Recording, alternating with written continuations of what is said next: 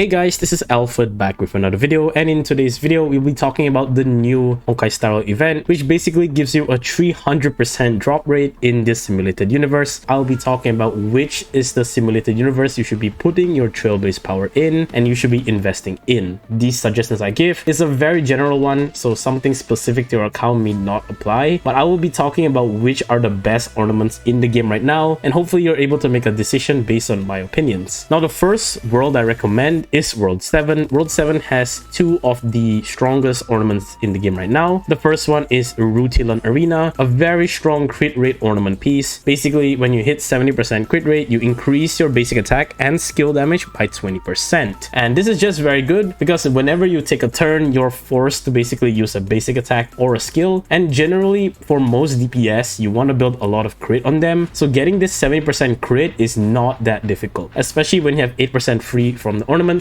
and with that you're just going to be doing a lot of damage. Basically any DPS can use this ornament and will be dishing out a lot of damage. What's better than this is the other ornament which comes with this, which is Broken Keel, which is by far the best support ornament we have in the game right now. Basically it increases the wearer's effect res by 10%, and once the wearer's effect res is 30% and above, all allies crit damage increase by 10%, including the wearer. So the whole team basically will be getting a total of 40% crit damage, which is very good. In Memory of Chaos or Pure Fiction, you want to be running two supports, so basically each character is going to get a free 20% crit damage, which is just insane. And by far this is probably the best general support ornament in the game, and I highly recommend you have this on every support. The next world I would recommend farming is World 6. Now World 6 is a little bit more specific, but let's just talk about it. The first set is Bellabog of the Architects. Basically increases the wearer's defense by 15%, and when the wearer gains effect hit rate of 50% higher, you get an extra 15% defense percent. Honestly, not bad because every single account has Trailblazer. You can use this on the Trailblazer, but especially for your tanks like Japart and March 7, you can use this set. More specifically, if I am not wrong, Adventuring does scale off defense, but take it with a grain of salt because he hasn't come out yet, so we're not sure. But if you're planning to roll for Adventuring, you can start farming this set for him. Now the other artifact which comes with this is very good. It's Inert Cell Soto, the other crit ornament. Increases your crit rate by 8% as well, and when your crit rate hits 50%, which is a lower threshold than the previous one, you increase your ultimate and follow attacks by 15%. So basically characters that like to ult, for example Argenti, Jingyuan, can use this artifact set very well, or characters that do a lot of follow-up attack like Clara or Dr. Ratio can use this. So immediately a lot of DPS can use this set as well. If you have more of those characters rather than pure DPS like Xingliu and Inhibitor Lune, you can consider this world. This world is another good world to farm. Now the last world I highly recommend you farm, especially for newer players that don't have a lot of investment in their substats, is actually World 3. World 3 has very good artifacts in general, has two good ones, one for DPS, one for support. The DPS one, Space Sealing Station, increases your attack by 12%, and basically once you hit 120% speed, which is not difficult at all, you will gain an extra 12% attack, which is just in general very good. Having more attack is good, and it's just a very good set to start off with, especially if you don't have a lot of crit rate to hit the crit threshold. Now the support set it comes with, Fleet of the Ageless, increases your wearer's max HP, so more survivability for your character. And once you hit 120% speed, just like the Space Sealing Station, all allies gain 8% attack, which is just generally a good buff. Like I said, World 3 is more for newer players who have not a lot of investment in ornaments. Maybe you can consider farming this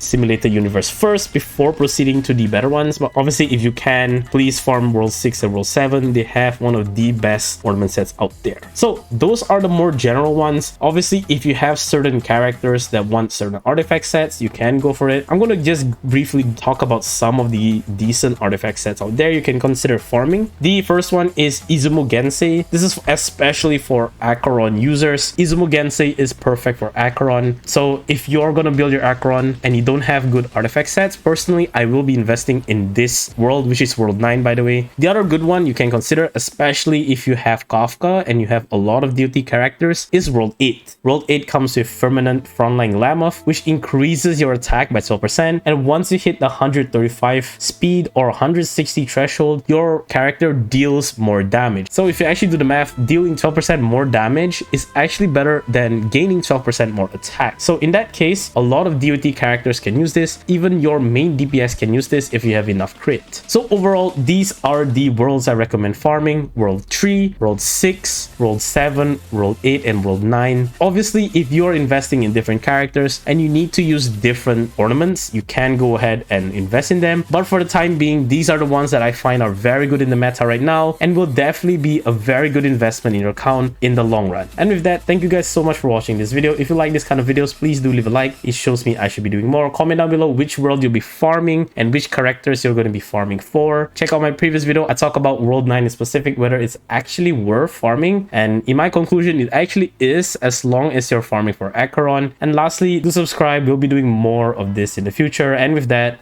I will see you guys next time. Peace.